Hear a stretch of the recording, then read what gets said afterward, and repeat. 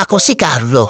Pilyo pero hindi manloloko. Bumili nga pala ako dito ng produkto mula kay TikTok Shop. Dumating na nga yung aking parcel. Ako yung tipo kasi na lalaki na hindi mahilig mag-post kapag hindi ko pa nasusubukan yung produkto. Ayoko kasi masira ako sa ibang tao. At syempre, mas ayoko yung sinisiraan ako ng ibang tao. By the way nga pala, bumili nga pala ako ng isang produkto na magagamit natin sa ating motorsiklo. At kumuha nga ako ng isang konting clips ng video para maipakita ko nga sa inyo. Pundido na kasing headlight ko niyan yung ilaw ko sa motor. For safety reason ba, kaya umorder na rin ako kay TikTok Shop. Pwede rin si Shopee, pero mas okay sa akin yung TikTok Shop.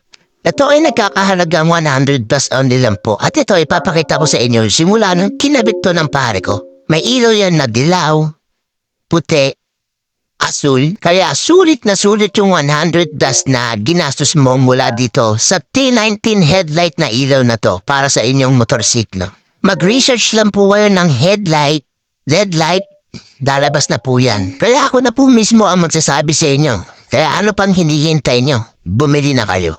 Ayokong isipin nyo na endorser ako ng produktong ito Hindi po ako binabayaran dito. Gusto ko lang i-endorse sa inyo para maging safety kayo sa daan na tatahakin nyo.